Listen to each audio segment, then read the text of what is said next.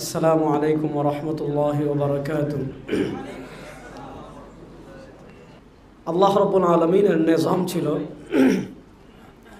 ইমাম বুখারী রাহিমাহুল্লাহ সহিহ বুখারীতে বর্ণনা এনেছেন, কানাত বানু ইসরাঈল তাসুসুহুমুল আম্বিয়া কুল্লামা হালাকা নাবিয়্যুন খালাফাহু নাবিয়্যুন।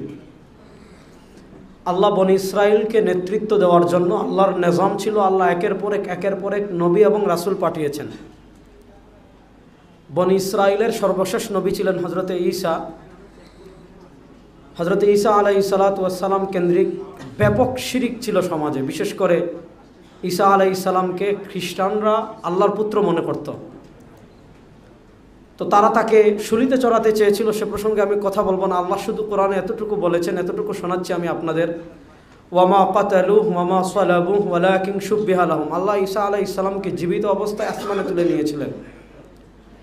ঈসা আলাইহিস সালাম দুনিয়া থেকে আসমানে চলে যাওয়ার পর আমাদের নবী করিম সাল্লাল্লাহু আলাইহি ওয়াসাল্লাম দুনিয়াতে আসার মধ্যবর্তী যে সময়টা রয়েছে, সে সময়টার একটা বড় অংশকে আমরা জানি আইয়ামে জাহিলিয়াত হিসাবে, মূর্খতার যুগ হিসাবে। আপনারা যারা মুফাক্কির ইসলাম মাওলানা সৈয়দ আবুল হাসান আলী নদভী রাহিমাহুল্লাহর লিখনির সাথে যাদের পরিচয় আছে,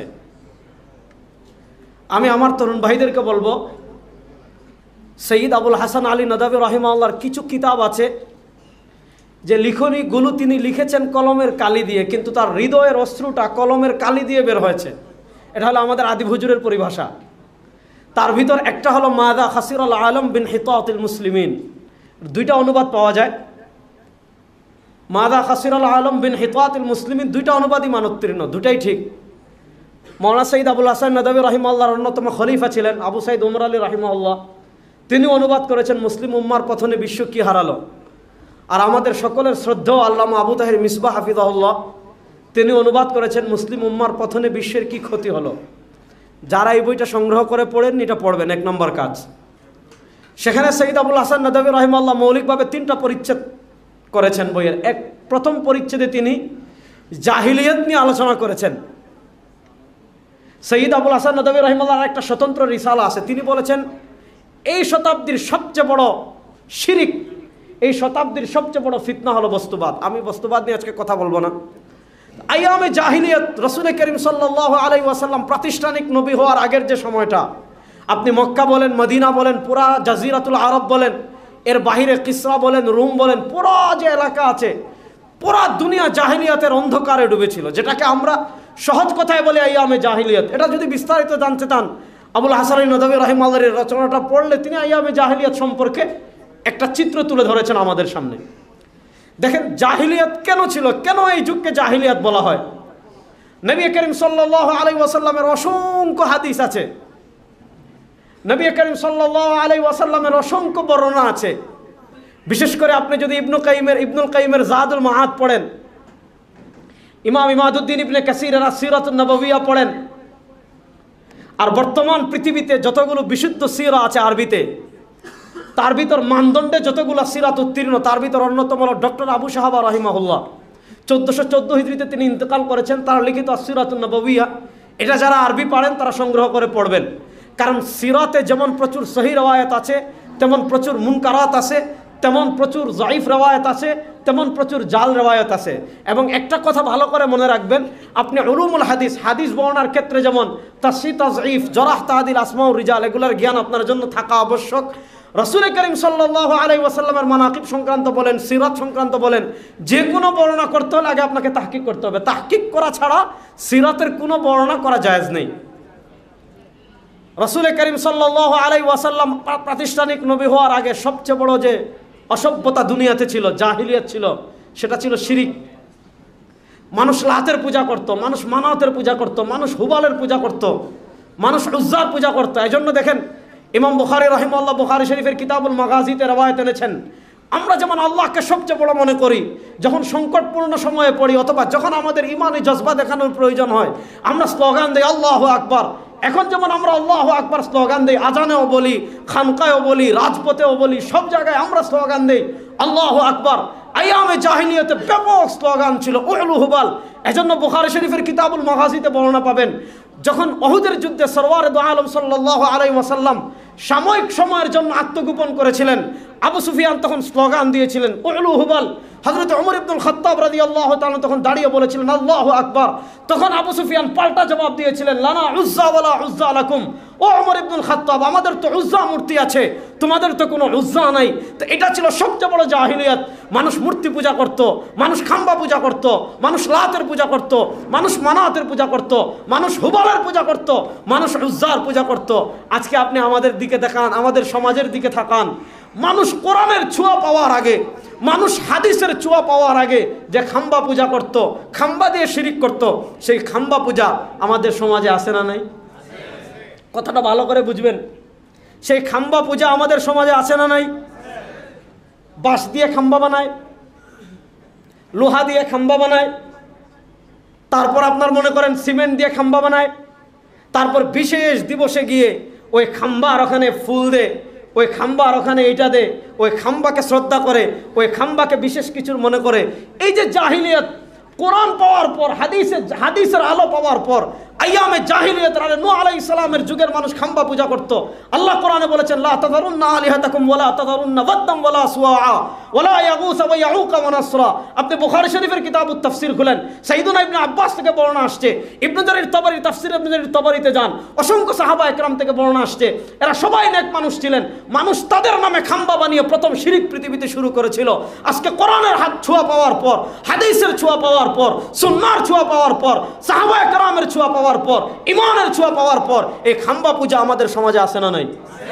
জাহিলিয়াত কেমনে আমাদের দিকে ফিরে আসছে দেখেন, এক নম্বর। দুই নম্বর দেখেন, নবী করিম সাল্লাল্লাহু আলাইহি ওয়াসাল্লাম যখন সাহাবায়ে কেরাম রিদওয়ানুল্লাহি আলাইহিম আজমাইনকে বায়াত করাতেন, আপনি মুসনাদে আহমদে যান, আপনি সহিহ বুখারীতে যান, অসংখ্য বর্ণনা আসছে। নবী করিম সাল্লাল্লাহু আলাইহি ওয়াসাল্লাম যে সকল জাহিলিয়াত থেকে বাঁচার জন্য তার উম্মাকে বায়াত করানোর সময় স্পেশাল আলাদাভাবে সতর্ক করতেন। তার ভিতরে একটা তিনি বলতেন সুদ খাবে না, একটা বলতেন লা তাকতুলু আওলাদাকুম, বাচ্চাদেরকে হত্যা করবে না, একটা বলেছিলেন চুরি করবে না। আজকে দেখেন আইয়ামে জাহিলিয়াতে যতগুলো অসভ্যতা অন্ধকার ছিল তার ভিতরে একটা ছিল চুরি। মানুষ ব্যাপক হারে চুরি করত। আজকে আপনি দেখেন, আমরা তো গুলিস্তানে যে আমাদের পকেট মারে 20 টাকা 100 টাকা 200 টাকা নেয়, তাকে আমরা চোর বলি। বাইতুল মুকাররম মসজিদে যদি কেউ আমাদের জুতা নেয়, তাকে আমরা চোর বলি। কিন্তু এর চেয়ে বড় জাহিলিয়াত, আপনার পকেটের টাকা দিচ্ছেন, আপনি ট্যাক্স দিচ্ছেন, আপনি রাষ্ট্রের বিভিন্ন জায়গায় পয়সা দিচ্ছেন, চেয়ারে বসে রাষ্ট্রের বিভিন্ন গুরুত্বপূর্ণ পদে বসে যারা আমাদের কোটি কোটি না বিলিয়ন বিলিয়ন ডলার চুরি করতেছে, তাদেরকে আমরা চোর মনে করি না, তাদেরকে আমরা চোর মনে করি না। অথচ আইয়ামে জাহিলিয়াতের যতগুলো জাহিলিয়াত ছিল তার ভিতরে একটা ছিল চুরি। আজকে দেখেন আমাদের দেশে চুরিকে আমরা স্মার্ট বানিয়ে ফেলেছি এবং চুরিকে আমরা চুরি মনে করি না। দুইটা জাহিলিয়াত, তিনটা জাহিলিয়াত, তৃতীয় নম্বর জাহিলিয়াত দেখেন মানুষ কি করত, সুদ খেত। এবং আপনি যদি জাস্টিস শেখুল ইসলাম, জাস্টিস মুফতি মোহাম্মদ তাকি উসমানী হাফিজাহুল্লাহ, যিনি বর্তমান পৃথিবীর সবচেয়ে বড় ইসলামিক অর্থনীতিবিদ যারা আছেন তাদের ভিতরে আমি সবচেয়ে বড় তাকে মনে করি, কারণ আমি এগুলা নিয়ে পড়াশোনা মোটামুটি করেছি, তো আমি মোটামুটি জানি। আপনি যদি শেখুল ইসলাম জাস্টিস তাকি উসমানী হাফিজাহুল্লাহ রাসাইলের সাথে পরিচিত হন, এবং আমি বলবো এগুলা যুবকরা পড়বেন, এগুলা পড়া দরকার। আপনি দেখবেন আইয়ামে জাহিলিয়াতের কোরআনের জায়গায় জায়গায় জায়গায় জায়গায়, হাদিসের পাতায় পাতায় পাতায় পাতায় পাতায় পাতায় সুদের ব্যাপারে এত কঠিন হাদিস, এত কঠিন কঠিন আয়াত, ইয়ামহাকুল্লাহুর রিবা ওয়া ইউরবিস সাদাকাত। নসের তো শেষ নাই, নস আমি শোনাতে চাচ্ছি না। কেন সুদের বিরুদ্ধে এত আয়াত, এত হাদিস? কারণ আইয়ামে জাহিলিয়াতের অর্থনীতির মৌলিক স্তম্ভই ছিল সুদ। আজকে দেখেন আপনি কোরআন পেয়েছেন, হাদিস পেয়েছেন, আপনি তো মনে করেছেন জুমার নামাজে যাচ্ছেন, আপনি মনে করেছেন সিরাতুন নবী কনফারেন্সে এসেছেন, আপনি মনে করেছেন যে ওয়াজ মাহফিলে এত লোক হচ্ছে, এক একটা উরুসে আপনি মানুষ জায়গা দিতে পারেন না, তো আপনি মনে করেছেন মাশাআল্লাহ ইসলাম তো আছে। অথচ সেই জাহিলিয়াতের যে সুদের উপর জাহিলি সমাজের অর্থনীতির স্তম্ভ ছিল, আপনি যেই দেশে বসবাস করেছেন সেই দেশের অর্থনীতির স্তম্ভ কার উপর? সুদের উপর। এখানে আমরা যারা আছি সবাই সুদখোর। বলবেন হুজুর এটা কেমন? হাদিস শুনেন, মুসনাদে আহমদে আছে, নবী করিম সাল্লাল্লাহু আলাইহি ওয়াসাল্লাম বলেছেন এমন একটা যুগ আসবে যেই যুগে মানুষ সুদ খাবে, যদি সুদ না খায় সুদের বাতাস তার গায়ে লাগবে। আজকে আমাদের দেশে মাথা পিছু ঋণ আছে না? আমাদের দেশে মাথা পিছু ঋণ আছে না? আমার ভাগে একটা ঋণ আছে না? ভাই আবু তাহা আদনানের ভাগে একটা ঋণ আছে না? মুফতি আরিফ বিন হাবিবের ভাগে একটা ঋণ আছে না? এই ঋণটা আমার রাষ্ট্র এনেছে বিশ্ব ব্যাংক থেকে, চীন থেকে, আমেরিকা থেকে। ফ্রি ফ্রি আনছে না, সুদ দিয়ে।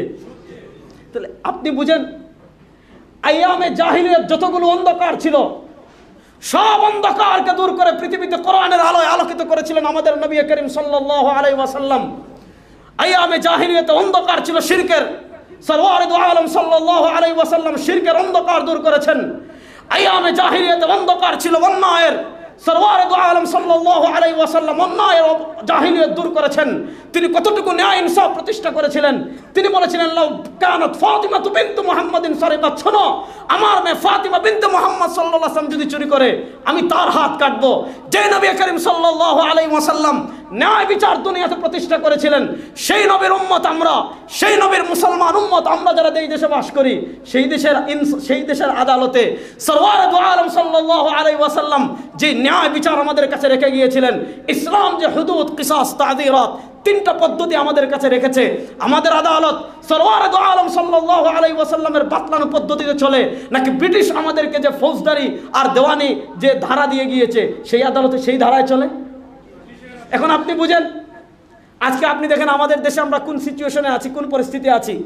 যারা কোরআনের কথা বলে, যারা হাদিসের কথা বলে, যারা আধিপত্যবাদের বিরুদ্ধে কথা বলে, যারা এই দেশের ইসলাম, তাহজিব, তামাদ্দুনের পক্ষে কথা বলে, আজকে সেই সকল ওলামায়ে কেরামকে তারা 3 বছর থেকে কারাগারে বন্দী করে রেখেছে।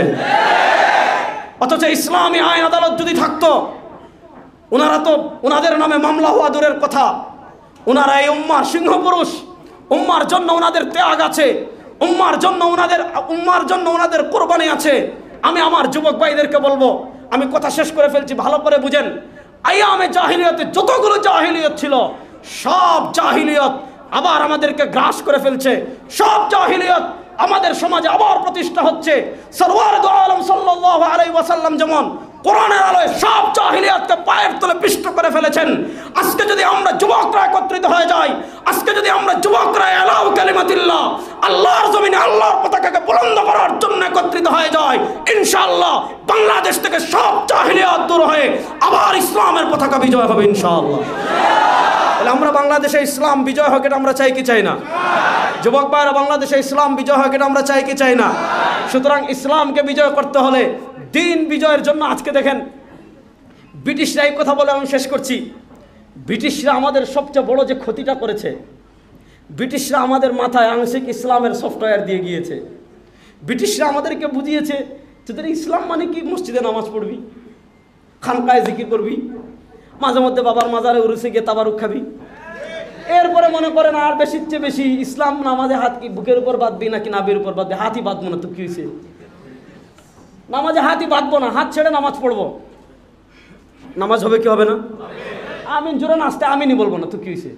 যে জোরেও তো নাই আসতেও নাই, আমিনই বলবো না। কিন্তু আপনি বুঝেন, ব্রিটিশরা আমাদেরকে, এই কিছু মানুষকে ব্রিটিশরা কিনেছে এজন্যই, এরা উম্মাকে এই ছোট ছোট ছোট ছোট বিষয় ব্যস্ত করে রাখবে, বলবে তোরা খানকাতে থাক, তোরা এটাতে থাক, রাষ্ট্র পরিচালনা করবো কারা? আমরা। আইন আদালত, আইন চলবে কাদের? আমাদের। সংবিধান কাদের? আমাদের। হুকুমত কাদের? আমাদের। না, ইসলাম এসেছে কেন? হুয়াল্লাযী আরসালা রাসূলাহু বিল হুদা ওয়া দীনিল হক লিইয়ুযহিরাহু আলা দ্বীনি কুল্লি। আল্লাহ ইসলাম দিয়েছেন, দুনিয়াতে সব কিছুর উপর বিজয়ী থাকবে ইসলাম। দুনিয়াতে সব কিছুর উপর বিজয়ী থাকবে কি? সুতরাং এই ইসলাম যদি আমরা বিজয়ী করতে চাই, আমার ভাই শামসুদ্দৌলা আশরাফী হাফিজাহুল্লাহ যে কথা বলেছেন, আমি যুবকদেরকে এই কথা বলি। আজকে আমাদের যুবক সমাজে এমন প্রচুর মানুষ পাবেন যে তাকে যদি জিজ্ঞেস করেন রাসূলুল্লাহ সাল্লাল্লাহু আলাইহি ওয়াসাল্লামের সিরাতের কোন কিতাব আপনি পড়েছেন, অনেক মাদ্রাসার ছাত্র এমন যে নাহবে মীরের বছরে যে সিরাতে খাতমুল আম্বিয়া পড়েছিল, তার সিরাত পঠন এতটুকুই, যে সিরাতে খাতমুল আম্বিয়া। এজন্য আমি আপনাদেরকে বলবো, এখন তো ভালো ভালো প্রচুর সিরাতের কিতাব পাওয়া যায়। সৈয়দ আবুল হাসান নদভী রাহিমাহুল্লাহর সিরাতুন নববিয়া পড়বেন, ইদ্রিস কান্দলভী রাহিমাহুল্লাহর সিরাতে মুস্তাফা পড়বেন, হাকিমুল উম্মত মুজাদ্দিদে দ্বীন ও মিল্লাত আল্লামা আশরাফ আলী থানভী রাহিমাহুল্লাহর নসরুত তিব পড়বেন। আমি আপনাদেরকে আরেকটা অসাধারণ সিরাতের কথা বলে শেষ করছি, যারা উর্দু পারেন এটা পড়বেন। শেখুল ইসলাম জাস্টিস মুফতি মোহাম্মদ তাকি উসমানী হাফিজাহুল্লাহ, তার একজন ভাই আছেন শেখ ওয়ালি রাজি। তিনি কি আজীব কারিশমা করেছেন জানেন? তিনি নবী করিম সাল্লাল্লাহু আলাইহি ওয়াসাল্লামের একটা সিরাতের কিতাব লিখেছেন, হাদিয়া আলম। আমি ওই কিতাবটা পড়ার পর 4-5 দিন আমি স্বাভাবিক ছিলাম না। কি করেছেন জানেন? পুরা সিরাতের কিতাব তিনি লিখেছেন, পুরা সিরাতের কিতাবে একটা নুক্তাওয়ালা হরফ নাই।